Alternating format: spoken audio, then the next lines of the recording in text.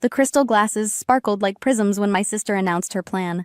"We're moving into your lake house next week." They said it so casually, as if I wasn't sitting right there.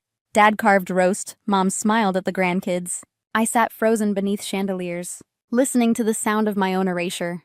That lake house wasn't empty. It held the only version of me they never managed to break. But to them, it was just space waiting to be claimed. I didn't argue. I simply reached into my bag and placed a manila folder between the crystal and the carving knife. "Renovation starts Monday," I said. For once, silence wasn't surrender. It was design. My name is Gabrielle Morgan.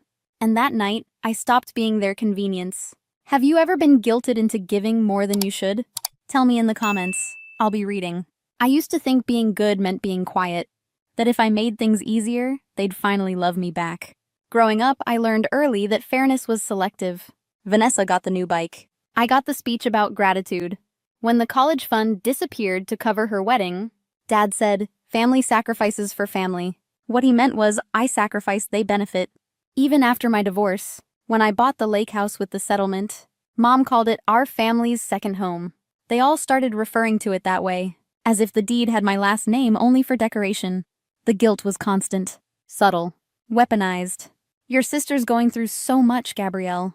You're stronger, she needs help." That's how they disguised the extraction, as love wrapped in obligation. I told myself I didn't mind. I had my work, my independence. But every favor became a leash. Every dinner, a negotiation. Every act of helping, another brick in a cage I built myself. And still, I kept showing up. Birthdays. Graduations. The fake laughter. Pretending I wasn't disappearing inch by inch, so the family could stay comfortable. Sometimes I'd catch my reflection in their silverware. A blurred version of someone trying too hard to belong. The kind of daughter they could use, but never quite claim. That night at the table, when they claimed my lake house, it wasn't just another request. It was a declaration that my boundaries were optional, that my silence meant consent. But they misread me, because I wasn't the daughter who would fight at the table anymore. I was the woman who'd already drawn the blueprint for her escape. They thought guilt would keep me small, but guilt had built the very house that would free me. After that dinner, silence became my sharpest tool. No shouting, no confrontation. Just planning. I replayed their words in my head, each syllable etched like blueprints for my next move. They thought I'd stew in guilt. Instead, I studied leverage. Monday morning, I called my contractor, Miguel. He owed me a favor from a past design project. "Full renovation," I said. "Down to the studs, 9 months minimum." He hesitated. "Your family okay with that?" "That's the point." By noon, the contracts were drafted. Permits filed with the city. Timelines stamped and signed. Every signature became armor. Every legal seal. A boundary they couldn't gilt away. Then I called my lawyer. I wanted everything airtight. Ownership, access codes, insurance, power of attorney. She asked if this was about protection. I told her, it's about clarity. She didn't press further. Just nodded, typed and slid papers across the desk. The soft sound of her pen clicking felt louder than thunder. When I left her office, the late afternoon light hit the folders in my arms like gold. Proof of self-preservation written in ink. That night, I boxed up photo albums, every relic of their control. Family vacations, graduations, birthdays where I smiled like belonging didn't cost blood. I kept one photo, me alone by the lake house window, a half smile beneath dust-filtered light. Proof that peace had always lived there, waiting for me to claim it. Miguel texted later. Locks installed. Cameras online. System tested. His words felt like oxygen. I exhaled years of tension I hadn't known I carried. For the first time, I slept through the night without double-checking doors, without rehearsing apologies. The days that followed were a rhythm of preparation. Each morning, coffee paired with new invoices. Each night, a quiet satisfaction that everything was falling into place. I didn't tell anyone at work, didn't post online, didn't warn my family. Let them believe I was still the same daughter. They could overrule. The same sister who'd eventually give in. Sometimes silence isn't surrender. It's strategy breathing. By the end of the week, the lake house had transformed from a sanctuary into a fortress. Motion sensors, new locks, a camera facing the long gravel drive, where I knew the moving truck would one day appear. And as I stood at my apartment window, watching the sun break through Portland fog, I finally understood what control felt like. Not loud, not cruel, just calm and irreversible. The next time they came for what was mine, they'd find more than closed doors. They'd find a woman who'd already built her freedom into the foundation. Monday arrived with the low growl of an engine that didn't belong. Through my kitchen window, I saw it, a moving truck crawling up the narrow gravel drive to my Lakehouse. The burgundy logo on its side gleamed like a warning. Dad's calls had started at dawn. 7 missed, all ignored. By the time I parked behind the construction crew's truck, Ray and his team were already in position. Safety cones, sawhorses, hard hats. The quiet order of men who knew a boundary when they saw one. "Miss Morgan," Ray said, clipboard in hand. "They claim they've got permission to move in." "They don't," I replied, handing him the signed permits. "Proceed as scheduled." The truck idled at the curb. Vanessa stepped out first. Designer sunglasses, perfect hair, chaos behind her. "What the hell is going on?" She pointed toward the construction equipment. "These men won't let our movers through. The property isn't habitable during renovation." I held up the folder. "Permits, inspections, legal notice, all filed." Vanessa laughed, sharp, brittle. "You're joking. We already gave notice at our place. You'll need to find another." Her voice rose. "Where are we supposed to go?" I reached into my bag, pulled out an envelope. A prepaid 6-month storage unit, already arranged. "You're welcome." Storage wasn't what she wanted. She wanted control. "You can't do this. We're family." Family respects boundaries. She turned, marching toward the front door. "I still have a key." I didn't stop her. The robotic voice from the new lock system did. "Unauthorized entry detected. Security alert issued." Her face blanched. "You changed the locks?" "Last week," I said, along with the cameras, alarms, and legal ownership filings. The movers froze mid-step. Mark muttered something about not getting involved. Even the children in the back seat went quiet. Vanessa's voice cracked. "You're heartless." "No," I said evenly. "Just finished being useful." My phone rang. The security company confirming the alert. I answered calmly, my voice clear enough for her to hear every word. "Yes, false alarm. Just family testing the system." When I hung up, Vanessa's fury had dissolved into disbelief. "You'll regret this." I met her eyes. I already did for 38 years. The truck engines sputtered to life again. Furniture remained piled on the lawn like monuments to arrogance. As it pulled away, Ray turned to me. "Do we clear the yard?" "Yes, everything not in storage. Remove it." Sunlight broke through the clouds, catching the new security cameras like tiny mirrors. For the first time, my property looked exactly how I felt inside. Untouchable. And that was the real renovation. By Tuesday, the fallout had begun. 12 missed calls. 7 voicemails ranging from threats to tears. Dad's first message, "You've embarrassed this family." Mom's second, "You've broken your father's heart." Vanessa's text followed, "We're going public." I almost laughed. They'd forgotten who built public images for a living. That night, I sat by the Lakehouse window. The same view that once comforted me after my divorce. Now it reflected a war fought in whispers and emails. Within 48 hours, the gossip started. A neighbor concerned about my mental state. A cousin posting vague comments online. Some people forget family comes first. Vanessa appeared on a live stream. Crocodile tears glistening under perfect lighting. "She locked us out," she told her followers. "We're practically homeless." The clip hit 30,000 views overnight. But so did the truth. Ray, ever methodical, had documented everything. Permits, notices, timestamps, and video footage of the moving truck trespassing. My lawyer uploaded the security footage to a shared drive. Sent the link to local news when Vanessa's story began trending. By morning, the narrative had flipped. Homeowner defends property from entitled relatives. Comment sections turned into a tribunal of strangers defending my name. For the first time, the silence that had once protected them protected me instead.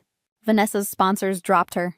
Her influencer deals evaporated in hours. Dad tried to call again. His voice softer, almost rehearsed. "Let's fix this privately." I didn't answer. Instead, I forwarded every message to my attorney. By Wednesday evening, an envelope arrived. Hand-delivered by courier. A cease and desist from my parents' lawyer. It accused me of defamation by omission. I smiled. They'd built their entire world on selective truth. Now omission was my greatest weapon. I issued no statement. No press release. Just quiet proof. Contracts, receipts, timestamps. Every fact posted publicly through official channels. No emotion. No revenge. Just record keeping. By Friday, the noise had died. Even the tabloids had moved on. Vanessa's social media went dark. My parents canceled their golf club membership for privacy. Reporters began calling, asking for interviews about boundaries and inheritance wars. I declined them all. Let them guess the ending. Let peace be the headline for once. That night, I sat on my balcony, wine glass in hand, watching construction lights flicker across the lake. The house was still gutted. Bare beams, exposed wires. But it already felt whole again. The wind carried faint echoes of hammering from the renovation site, each strike sounding less like demolition, and more like rhythm, the heartbeat of rebuilding. For years, I mistook quiet for weakness. Now I know, silence can roar. They had tried to ruin my peace. Instead, they became proof of why I needed it. Sunlight dripped through unfinished windows, pooling across sawdust like liquid gold. 3 months since that Sunday dinner, and the house no longer echoed with ghosts. New beams stretched overhead, clean and unapologetic. Fresh drywall carried no memories of arguments, only plans, measured, deliberate mine. Ray whistled as his crew packed up for the day. He paused by the doorway. "She's really coming together, Miss Morgan." "She is," I said, meaning more than the house. That evening, I walked the length of the lake, the water calm, mirroring the sky. Every ripple reminded me how peace expands. Not loud, not quick, but certain. Mom called once last week. She didn't ask for the house. She asked how I was. The truce felt strange. But maybe some things don't need fixing to be finished. Vanessa hasn't spoken since the fallout. Her silence used to feel like victory. Now it just feels like space. And I've learned to let space be sacred. I hosted my first dinner last night. No crystal glasses. No linen napkins folded like obligations. Just laughter, simple food, and people who see me. The new dining table faces the lake. When the wind moves through the windows, light scatters across the wood. Just like it did that night I walked out. But this time, it doesn't sting. It shines. Sometimes peace isn't something you find. It's something you build, nail by nail, boundary by boundary, until the walls finally feel like home. I used to think love meant saying yes. Now I know, sometimes the kindest thing you can do for family is show them the door that leads back to themselves. And when they finally knock again, you'll know whether to open it or not. Before saying goodbye, if this story touched your heart, please give it a like. And share it with someone who needs to hear this today. Don't forget to subscribe for more true family betrayal stories. That reminds us we are stronger than we think. The mahogany table looked like it hadn't been touched since the 80s. Polished cold, too long for any room that wasn't built to make someone feel small. At the end of it sat Mr. Rourke, my grandfather's estate lawyer. His tie was navy. His tone, as always, was clinical. Erin sat across from me, her hair perfectly set, posture perfect. My younger sister had always looked like she belonged in someone else's magazine. To her left, Marjorie, our mother, with a smile that had nothing behind it. Dennis, our father, beside her, said nothing as usual. Mr. Rourke cleared his throat. As outlined in the formal last will and testament of Edward Langston, the following allocations will be executed in accordance with legal instructions filed 8 months prior to his death. He opened a slim envelope. No emotion, no pause, just paper and process. To Erin Blake, granddaughter and acting spokesperson for the Langston Real Estate Group, I leave the primary residence in Charleston, the lake property in South Carolina, full ownership of Langston Realty LLC, and the remaining liquid assets totaling $11,200,000. Erin beamed. She didn't cry. She didn't even pretend to be surprised. Marjorie reached for her hand gently, like this had all been a formality. And to Lauren Blake, Mr. Rourke continued glancing up at me just once I leave item 47C, described as the safe deposit key currently held at First National Bank Savannah branch. He reached forward and placed the key on the table. No envelope, no explanation, just that small glint of brushed silver with a faded plastic tab. The silence in the room was surgical. No gasps, no whispers, just the sound of victory settling into one side of the table. Erin leaned forward slightly, her voice like honey over ice. "Well, that's poetic." I didn't respond. "I'm sure it's full of war bonds or old coins," she added, glancing toward our mother. "Dad didn't. Grandpa collect rare stamps?" Dennis didn't look at me. He scratched the back of his neck and murmured, "He had a few." My pulse thudded once behind my ear. I looked at the key again, then back at Mr. Rourke. That's all I asked. Not with anger, just clarity. Mr. Rourke nodded. Per the public portion of the will, yes. That concludes the reading. Erin stood first. She slipped the check into her handbag like it was a parking receipt. I guess that's that, she said, not quite to me. Well, I have meetings back in Atlanta, but thank you, Mr. Rourke. She walked out with Marjorie behind her, heels against marble, no backward glance. Dennis lingered, looked at me once, then left. Mr. Rourke gathered his papers. I was instructed to hand you the key in person. Beyond that, I wasn't asked to explain. I reached for it. The metal felt colder than it should have. He said you'd understand, Mr. Rourke added softer now. Eventually. Then he left too. I sat there alone for a while, staring at the space where $11 million used to float in the air, and in its place, just a key. A key to what I still didn't know. It was the kind of bank that still smelled faintly of floor polish and paper. No touchscreen kiosks, no music. Just the quiet hush of wealth being guarded behind brass-rimmed doors. I handed the key to the woman at the front desk. She was maybe in her 60s, wore a navy blazer with the First National crest. She inspected the tag without a word and typed something into her terminal.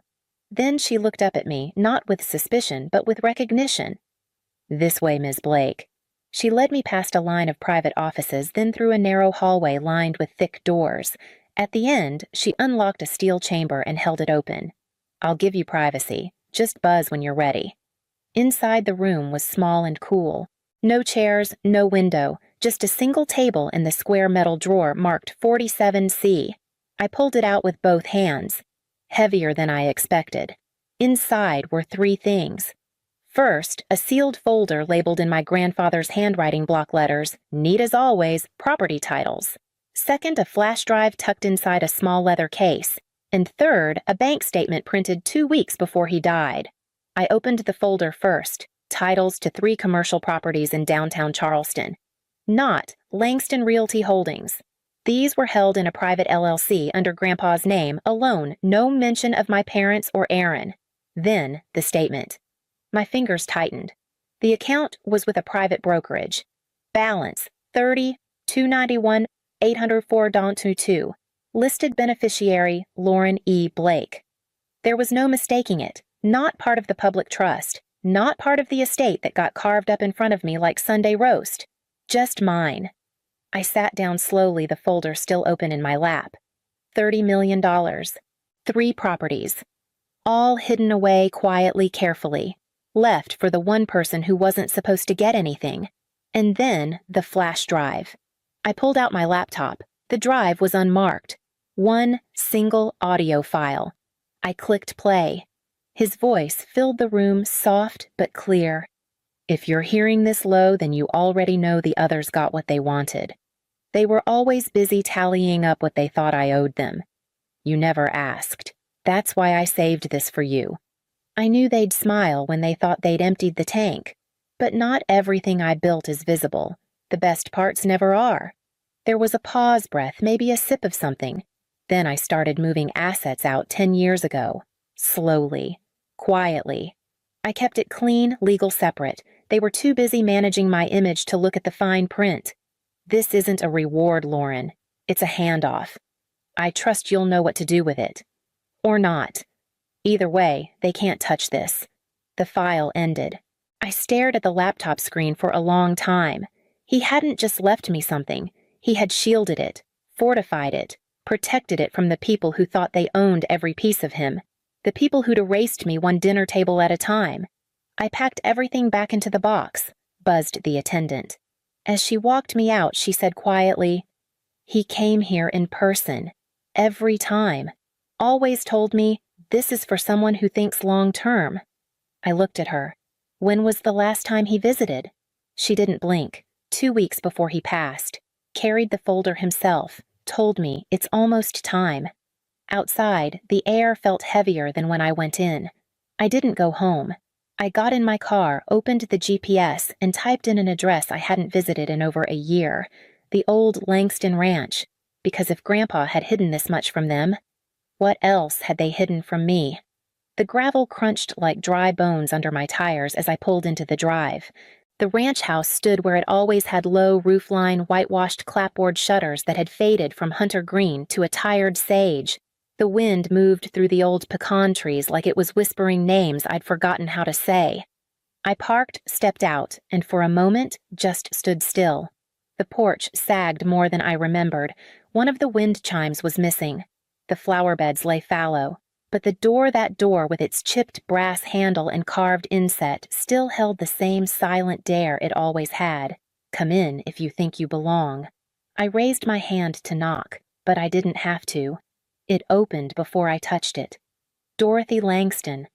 My grandmother stood there in her wool cardigan hands crossed tight over her waist.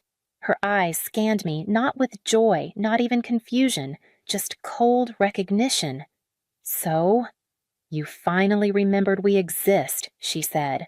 Her voice hadn't aged a day. Hi, Grandma, I said. My own voice sounded small in the open air. Can I come in? She didn't move. They said you didn't want contact, that you'd moved on, that we were embarrassing to you now. I blinked. They, your parents, Aaron, everyone. I never said that, I whispered. I tried to call. I came by in March last year. She narrowed her eyes. We were here. Aaron answered the door. Told me you'd moved to Florida. Her face didn't change, but her grip on the doorknob loosened. She stepped aside. Come in.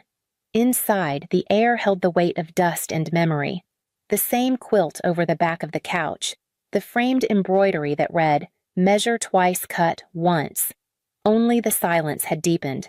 She disappeared into the hallway, then returned with something small in her hand. A notepad leather cracked at the spine. He wrote your number here. Called it almost every day before he passed, she said. I took it, looked. My breath caught. This isn't my number. She looked back at me, blinking slowly. I've had the same phone since college. That's not even close. Her fingers trembled slightly as she sat down on the edge of the armchair, the one he used to sit in. The one she never let anyone else touch. They told us you changed it, that you didn't want to be found. They lied to you, I said quietly. They made sure I didn't know he was sick. The funeral. I showed up at noon. The church was empty. She closed her eyes. It was at 9. For a moment, neither of us spoke. The old clock on the mantel ticked louder than it should have. I would never have missed it, I said. I didn't know.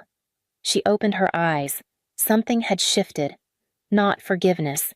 Not yet. But a crack in the wall between us. She reached forward and took my hand. I believe you. That was all. That was enough. We sat in silence for a while, the kind of silence that doesn't ask to be filled.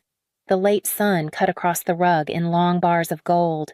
I traced the edge of the old coffee table, same place Grandpa used to rest his boots and scold me gently for leaving peanut shells in the seams. Then Grandma stood. Without a word, she walked to the hallway, opened the closet near the guest room, and pulled out a narrow metal key from a tin above the coats. I hadn't seen that key since I was 15. She opened the cabinet under the stairs, the one with the false back, and pulled out a small cedar box. I knew that box. Grandpa had carved it himself, shaped the inlay to resemble the Langston family crest. She brought it to the kitchen, set it down like a confession, and opened the lid. Inside, an envelope sealed with wax marked to be opened only when all parties are present. And beneath it, a folded letter addressed to Dorothy Langston read first. Her hands shook slightly as she unfolded it. She read silently, lips moving just enough to trace the lines. Then she pressed the paper flat and exhaled. I should have known, she said. He was planning this all along. What is it? I asked. She looked up at me, eyes clearer than they'd been in years. He left instructions. For a reading, a proper one, with the lawyer, with everyone present. Your parents, Aaron. You. I sat back. They'll never come. She stood straighter. They will if I call. She walked to the wall phone, the rotary one Grandpa refused to replace, beige plastic cord long enough to stretch across the room. She began to dial. Click, click, click. I knew that sound better than any ringtone. Betty. It's me. I need you, Ron and Aaron, here tomorrow. 10 sharp. Don't ask questions. Just come. Yes, you too. Pause. A muffled voice on the line. No, it can't wait. If you don't show you miss your part. Your choice. She hung up. They'll be here, she said. I didn't ask how she knew.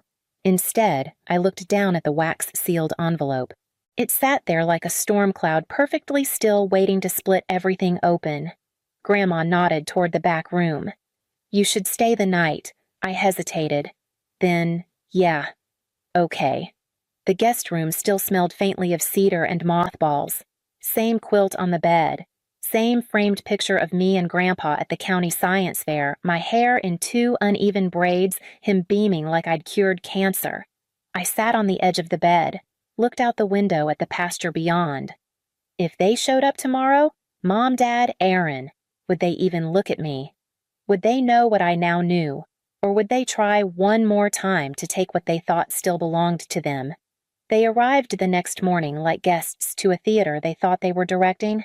My mother, Betty Langston, wore a camel coat and pearls like she expected brunch. Her heels clicked across the porch as she said too brightly, "It smells exactly the same in here." My father, Ron Langston, carried a manila folder under one arm. His nod was stiff. Let's keep this brief. Then came Erin, my older sister, sleek ponytail phone in hand, coat open just enough to flash a designer scarf. This couldn't have waited until the estate settled, she muttered, stepping inside like the floorboards might offend her. I stood just out of sight in the kitchen, breath held. Grandma gave me a look that said, wait. In the living room, chairs were arranged like some strange courtroom. Grandma's voice colder than I'd ever heard it cut through the pleasantries. Please sit down. Mr. Albert Keene will be here shortly. He's reading Edward Langston's final instructions. Silence followed. I imagined the glances, my mother's eyebrows lifting, my father's lips pressing together, Aaron's impatient sigh. They didn't know I was here. Not yet. Then came the knock. The door opened, and Mr. Keene, gray suit, leather briefcase, voice like clean paper, stepped in. This won't take long, he said, but it must be done properly. Grandma turned toward the kitchen. Lauren, come in now. I stepped forward. The air snapped. 3 heads turned. 3 faces unraveled. My mother's lips parted, but no sound came. My father looked away. Erin froze mid-blink like she couldn't process the script change. I took the empty chair across from them, heart-thudding. No one spoke. Mr. Keene opened his briefcase, retrieved the sealed envelope, and cleared his throat. This is the last will and testament of Edward Langston, signed and sealed per his directive. In addition to the legal contents, there is a letter to be read aloud. He began, To my wife, Dorothy Langston, my heart, my compass. I leave the ranch, the home, and our shared accounts. She knows where to find the rest. Grandma didn't move. Mr. Keene turned the page. To my granddaughter, Lauren Langston. The air shifted. Aaron sat forward. I leave the Langston Environmental Research Facility located on Pecan Hill Road, including the land structures, operating budget, filed patents, and active grants. A sound half-gasp, half-scoff escaped from Aaron. Mr. Keene continued without pause. And the remainder of my estate investments, retirement funds. Holdings shall be split equally between my granddaughters, Aaron and Lauren. The silence that followed felt sharp, glass-thin. Then Aaron's voice cracked through it. What? She stood up so fast, her chair tipped. He gave her the facility. This is absurd. You told me. She turned to our parents. You said if I stayed close, visited him, made him feel seen, I'd inherit everything. You said that's what he wanted. My mother looked at the floor. My father didn't speak. I stayed seated, still, watching. Mr. Keene raised a hand. There's more. Grandma handed him a separate envelope. He wrote this for Lauren, insisted it be read aloud. He unfolded it. To my Lauren, if this letter finds you, it means I'm no longer there to tell you what you should have always known. You were never the mistake. You were the mind I admired most. The one who noticed the wind shift before anyone felt it. You asked why when others didn't care to. You listened harder, thought deeper. You were born to question and to build. I felt my throat tighten. Across from me, Erin sat down again, but her arms were crossed, lips tight. Mr. Keene continued. You glowed in ways they couldn't understand, and instead of learning your language, they silenced it. That is not your fault. That is theirs. My mother inhaled sharply. I didn't look at her. I watched you trace pollination cycles in notebooks at age 8. Watched you cry when they laughed at your weird experiments. I saw your joy turn cautious. You asked me once to hide your award from the state science fair so no one would feel uncomfortable. That broke my heart. I remembered that. The shame. The way Erin rolled her eyes when I tried to explain my project. I couldn't fix how they treated you, but I could leave you a space that wouldn't ask you to shrink, a place where your mind could roam. That's the facility, Lauren. Yours. Not because of blood, but because you earned it. With integrity, not performance. The room was silent when the letter ended. Then my voice came soft but certain. She didn't come to that science fair. My mother. She was at Erin's pageant rehearsal. Erin looked away. My father finally spoke. Lauren, this isn't the time. It's the only time I said, because all I ever heard growing up was, why can't you be more like Erin? I turned to her. And from you. Every time I tried to be proud of something, you turned it into a warning shot. Erin snapped, you disappeared for years. I was erased, I said, by you, by all of you. Then Grandma stood. Enough. She looked straight at my mother. I watched you feed me lies about Lauren for years. I believed you. I let you turn this home into a hall of silence, but not anymore. Then to Erin. He loved you, but he saw you. All you ever offered him was the performance, and he left the real legacy to the one who loved him honestly. No one moved. Then Erin grabbed her bag. I'm calling a lawyer. Do that, Grandma said, but not from this house. They left one by one, not slamming the door, just closing it. And when it clicked shut, something in me finally exhaled. The first time I stepped into the Langston Environmental Research Facility, it didn't look like a legacy. It looked like a converted horse barn tin roof, double doors, the faint scent of old hay still clinging to the beams. But inside, it was something else. Sunlight poured in through new glass panels on the east wall. Workbenches lined with untouched equipment gleamed in rows, centrifuges, microscopes, data tablets still wrapped in plastic. In the center, one long oak table held a notebook I hadn't seen since college. My childhood science log, pages, torn corners, bent bees, and wildflowers diagrammed in cramped pencil. I don't remember kneeling, but I remember my fingers trembling as I touched it. Grandpa hadn't just left me a lab. He'd built me a home for my mind. In the weeks that followed, I moved in full-time, rented a small apartment nearby, brewed my own coffee, unpacked old journals, filled the place with plants and printouts. I reached out to 2 friends from grad school, Jesse and Martin, both brilliant, underfunded, and just idealistic enough to join me. We began with a local grant, a pilot study on micro-irrigation for drought-affected counties. We botched the first soil test, burned out half a greenhouse lamp, and cried in turns over rejected proposals and crashed data sets. But we kept showing up. There were no boardrooms. No long meetings, no pretending. Every morning I unlocked the doors to a space that didn't require me to explain myself. I was still me, too quiet, too driven, too much. But in that lab, that wasn't something to fix. It was fuel. One rainy Tuesday, I stayed late, alone. Everyone had gone. The sky darkened early. I sat cross-legged on the floor by the storage closet, surrounded by notes, grant deadlines, and half-eaten protein bars. I pulled out Grandpa's letter, folded soft at the corners now, the ink faint in places. I read the line I always came back to. You wrote your own role. That wasn't just love. It was instruction. So I started something new. I wrote a new proposal, one not about crops or water, but about kids. Rural science education. A youth lab initiative. Mobile classrooms. DIY kits. A curriculum for the quiet, overlooked minds who never saw their ideas in textbooks. We called it the Little Findings Project. 12 students the first year. Towns with 1 gas station and no AP classes. Schools using 10-year-old microscopes and peeling periodic tables. We brought them to the lab.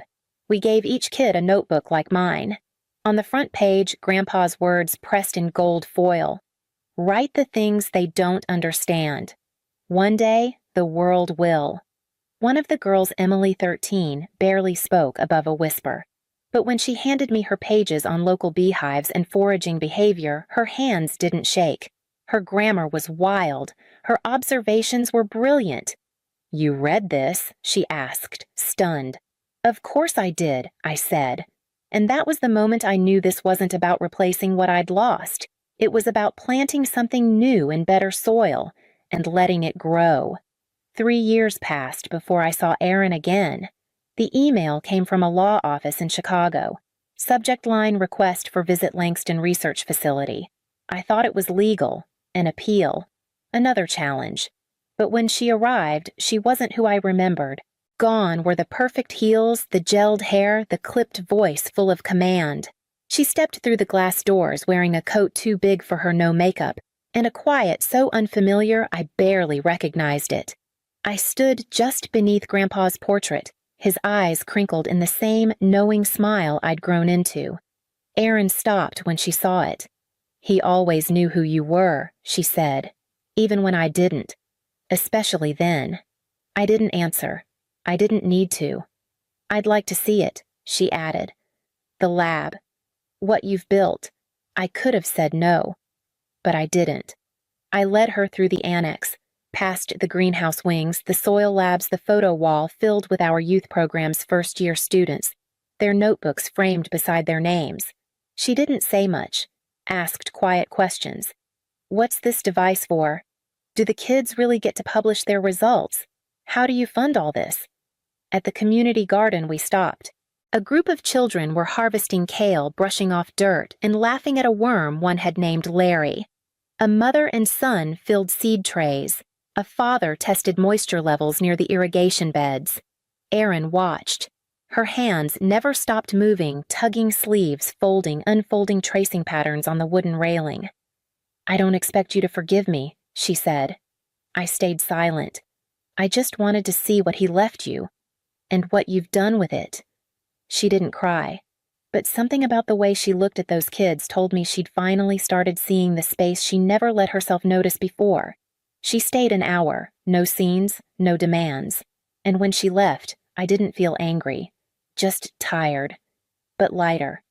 2 summers later, Aaron came back. No warning, just a familiar rental car pulling into the gravel lot one July afternoon. I was in the greenhouse sorting samples when Martin called out, "You have a visitor." She looked different again, lighter. Her blazer was rumpled, a canvas bag slung over her shoulder, sunglasses pushed into her hair. "I'm not here to reopen anything she said. I just brought something." She handed me a folder. Inside a training guide. Pages of strategies how to help shy students present complex ideas, how to build confidence through storytelling, how to explain a hypothesis in plain English. "I've been volunteering," she said, hesitating. "Youth debate programs, community libraries." I thought, maybe this could help. I didn't speak, just flipped through the pages. Some of it was clunky, some too polished, but it was real, thoughtful. The last page had a note in her handwriting, for the kids who think in quiet, the ones I never saw. That summer she came every other weekend, sat with our science campers, helped them practice poster presentations, gave tips on voice control and posture. A few of the students started calling her Coach E. She never apologized, not with words, but she showed up. And sometimes that's enough. It's been 6 years since the will reading. 6 years since I watched the front door shut behind my parents and Aaron, no yelling, no slamming. Just that quiet, final click. I haven't spoken to them since. Their names sometimes show up in financial articles or fundraising galas in Florida. I skim past them like distant weather. I don't hate them, but I don't miss them either. What I carry with me now is the work. The annex has grown from one barn into something living. 4 research labs, 3 full-scale greenhouses, over 60 acres of field trials. We've developed seed strains that can survive dry spells that used to ruin entire regions, partnered with universities in Kenya and Brazil, shared our findings with indigenous growers restoring soil on ancestral lands. Last month, I stood on a stage in San Francisco accepting a national grant for climate innovation. I wore a navy suit, no heels. Grandpa's pocket watch in my breast pocket, the one Grandma gave me last year.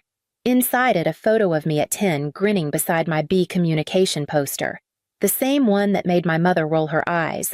He carried it with him every day. Now it sits on my desk where morning light hits just right, casting small golden circles across my notes. Some mornings I talk to him, not with words, just in the quiet. When a student gets a scholarship, when I remember how close I came to believing I didn't matter. He never let me disappear. Not really. And now I understand why. Legacy isn't a monument. It's a map. Built from choices, from small kindnesses, from someone quietly believing that your mind wasn't too much. These days, Grandma lives in a small apartment connected to my house. She's slower now, more forgetful, but still sharp when it counts. We drink coffee in the sunroom. She tells me things I never knew. How Grandpa proposed by planting a tree. How he believed soil could remember care. How he always knew I'd come back. And maybe he was right. Some evenings I walk past the fields through the student gardens to the old bench Grandpa built by hand. From there, I can see the stars. Not the ones I stuck on my ceiling. The real ones. And I think of that little girl knees dirty questions too big for her family. And I whisper to her, soft but steady, "You were never invisible. You were just ahead of your time." I was 54, the year my father died, though I felt older long before that.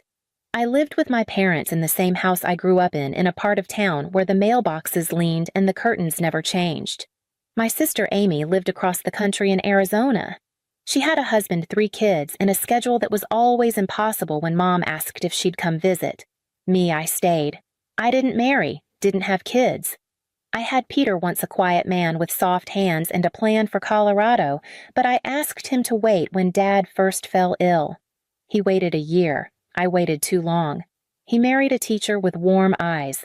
I sent them a card. Just 3 words. Congratulations, truly. Linda. That was 2 decades ago. Amy called me the dutiful one whenever she did come home, which was every 3 or 4 years, usually with some allergy-friendly baked goods and jet lag too delicate to manage a trip to the grocery store. Mom called me the devoted one.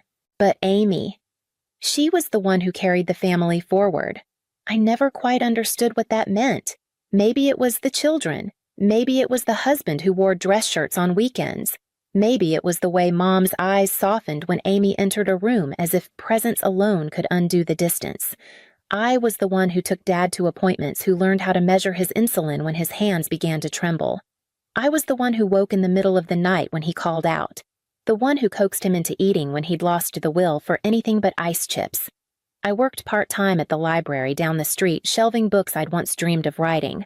I had a college degree in English literature and a half-finished manuscript in a drawer I hadn't opened in 8 years. But I stayed. Mom once told me I was lucky. "You're not like Amy," she said over tea one afternoon, folding laundry like it was sacred work. "You don't have the burden of children. So staying here makes sense, doesn't it?" She didn't mean to be cruel. Or maybe she did. It's hard to tell with mothers. Amy called once years ago to ask why I hadn't moved out, hadn't tried something new. I reminded her gently that she had refused to take Dad for even a week when I needed gallbladder surgery. She'd paused, then said, "Well, I have 3 kids, Linda. That's not exactly a vacation." I laughed softly because that was what I'd been taught to do when someone minimized my life. Laugh. Let it pass.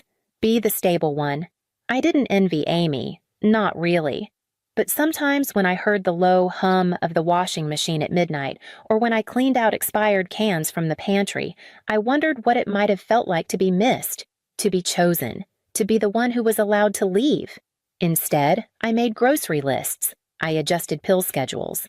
I cleared out Dad's cluttered filing cabinet after his mind began to fail, finding old love letters he'd once written to Mom, written in a language he could no longer speak. At church, people said I was a blessing. "Your mother is so lucky to have you." I smiled. I always smiled. But I don't remember the last time anyone asked how I was doing. By the time Dad's body began to let go, I had been living like this for so long, I forgot there was any other way. And when Peter's name came up in conversation, always from someone else, never me, I simply nodded. That part of me belonged to another Linda, one who had choices.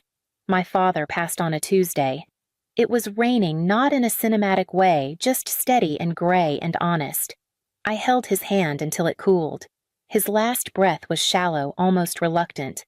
No one else was in the room. Mom had dozed off in her recliner. Amy was on a plane she'd booked late, saying she couldn't get out of a parent-teacher conference. She arrived the next morning still in wedges, pulling a suitcase with wheels that squeaked over the hallway tiles. The funeral was small. Mostly neighbors and church folk who remembered Dad when he could still hold a conversation. Amy gave a eulogy that mentioned how Dad loved apples and hated traffic. I read a passage from Ecclesiastes. No one asked me to, but the pastor gave a slight nod when I stood up. Amy stayed 2 nights. She offered to pay for half the catering, then remembered she had left her wallet in the car. I didn't remind her. On the second evening, I found her booking flights for Saturday morning, explaining she had to get back. Her youngest had a soccer tournament, and Mark couldn't handle the kids on his own for long. I packed Dad's clothes into boxes, took down the old photos in the hallway, wiped the dust from the frames. Mom stayed mostly quiet, sitting at the kitchen table like she was waiting for instructions. 2 weeks later, we received a letter from the attorney, Mr. Keller, asking us to meet at his office to go over the will. It was a Wednesday morning. Amy had flown back in, wearing a muted black dress and too much perfume. Mr. Keller had a tired voice and kind eyes. He opened a thick folder and started reading in the careful, deliberate rhythm lawyers use when they know what's coming will land hard. The entire estate, including the house, the savings, and what was left in Dad's pension, was to go to Amy and her children. He read their names out loud, each one like a stamp on a document I hadn't seen, but could already feel pressing against my skin. My name wasn't mentioned. Not once. I didn't speak. I didn't blink. I looked at the brass knob of the office door and thought, that's what this feels like, being on the wrong side of a door no one wants to open. Amy shifted in her seat like the chair had turned cold. Mr. Keller paused, looked at me, then turned to my mother. Mom smiled softly. She placed her hand on mine the way people do when they're about to tell you something cruel in a gentle tone. You don't need anything else, she said. You had time with your father, that was your share. I nodded. Not because I agreed, but because it was the only thing I could do to keep from walking out of that room and never coming back. Outside, the air was warm. The sidewalk was cracked and someone had left a plastic pinwheel in a flower bed near the steps. It turned slightly in the breeze, red and yellow and silent. I didn't cry on the way home. I didn't ask questions. I didn't rage or plead. I just walked through the front door, took off my shoes, and folded the sweater I'd worn to the lawyer's office. It smelled faintly of my father's aftershave, though I hadn't worn it near him. That night, I made a list of what I would take with me. It wasn't long. By morning, I had packed a single suitcase, 1 cardboard box, and the handkerchief Dad gave me when I was 16. It had my name stitched in one corner, Linda, in faded blue thread. He gave it to me after I recited an entire Emily Dickinson poem from memory at a church youth event. For your voice, he'd said, when it gets too full. I left a note on the kitchen table. Mom, I'm going to Oregon. I'll let you know when I'm settled. I never did. I found a town no one had heard of and a room above a bookstore with a window that faced west. The landlord was kind. The floor creaked. The bed was firm. I got a job at the public library, nothing fancy, just shelving books, answering questions about printer jams, helping children find the dinosaur section. No one there knew my story. I was just Linda.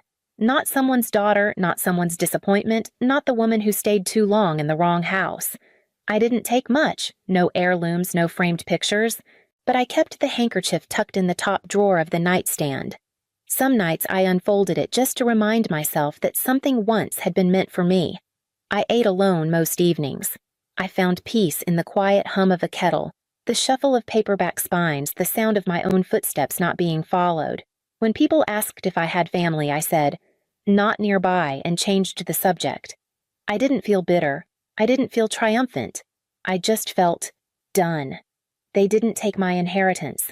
They took the illusion that I was ever part of them. And that somehow was worse.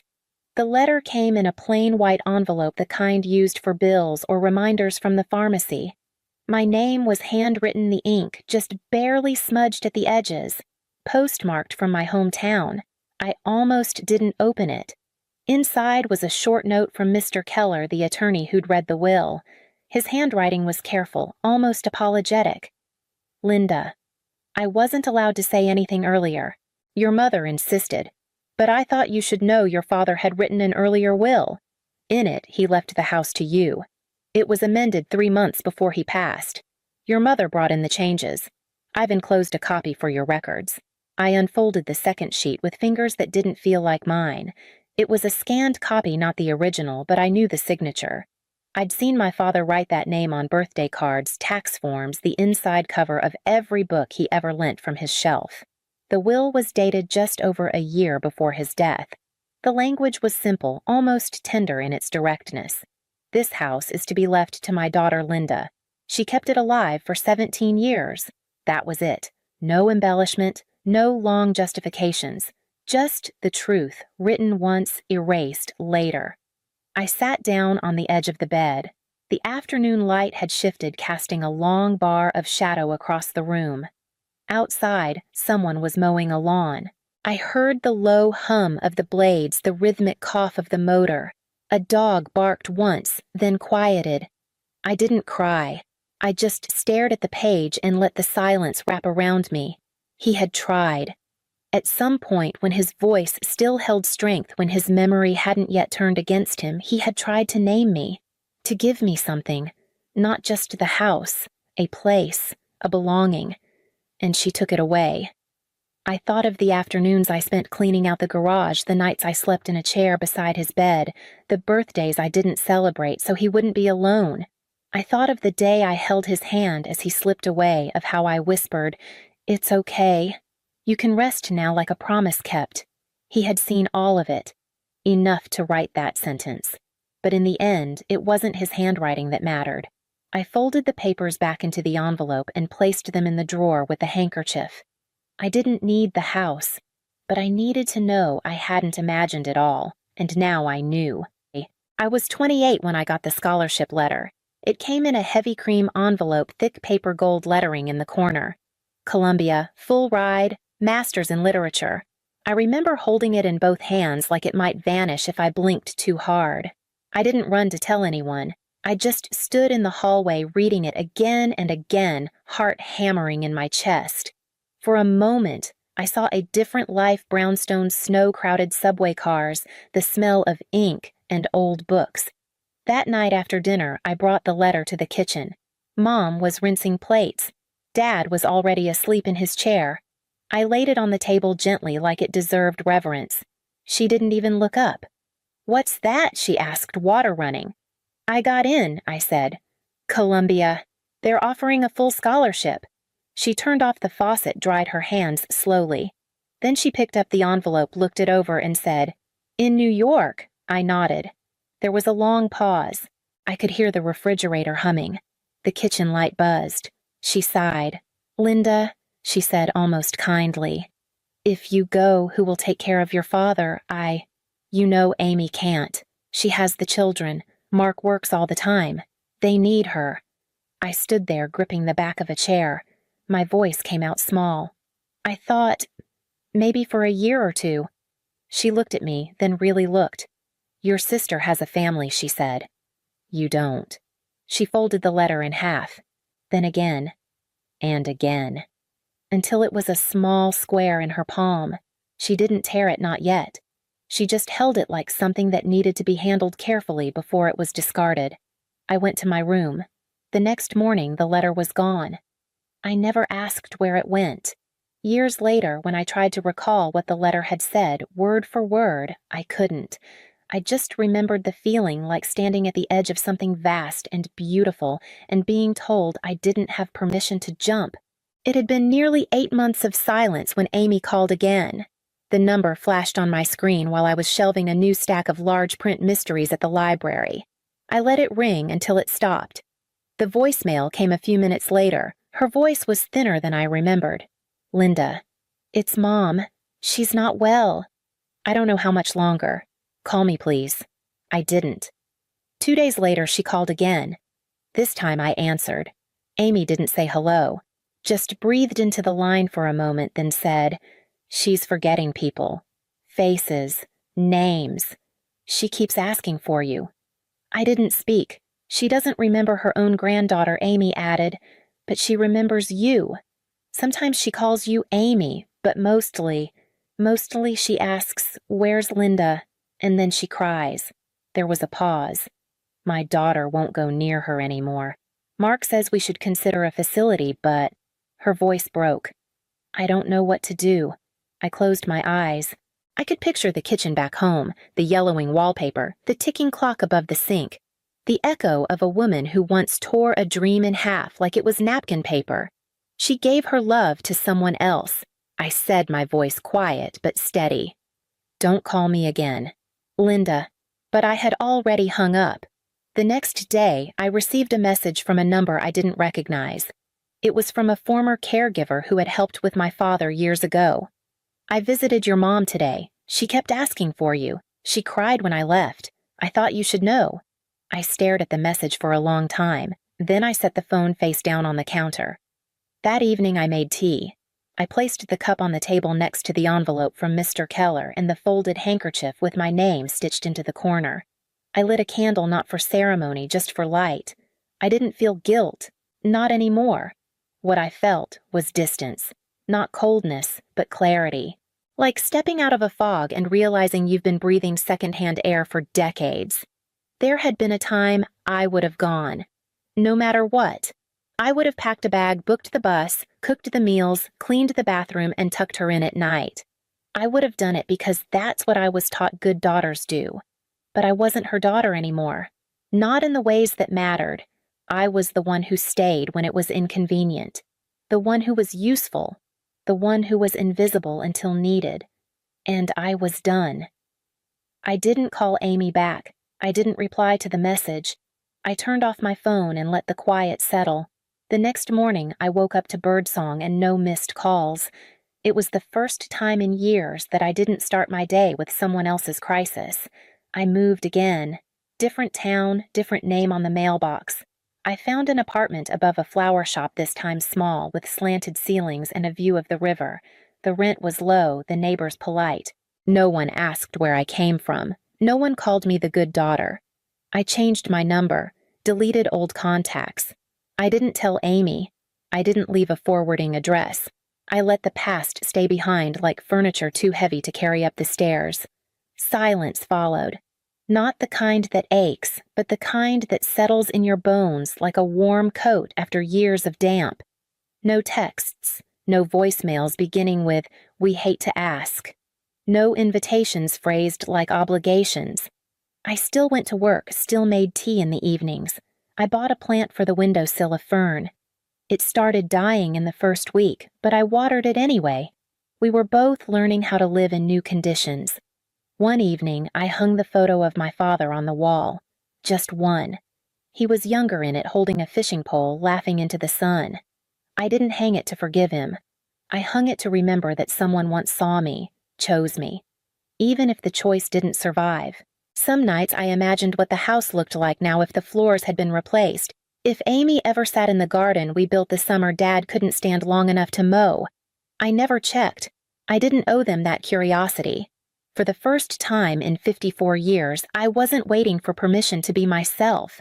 No one was measuring my worth by my usefulness. I stopped apologizing for being unavailable. I stopped thinking love had to be earned by giving everything up.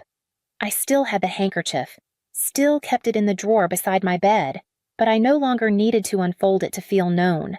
I no longer needed to hold on to proof. They had rewritten the will. They had carved me out of the story. So I wrote my own, and I chose how it ended, in peace, in quiet, in a space entirely mine, not because I won, but because I walked away before the ending could be written for me.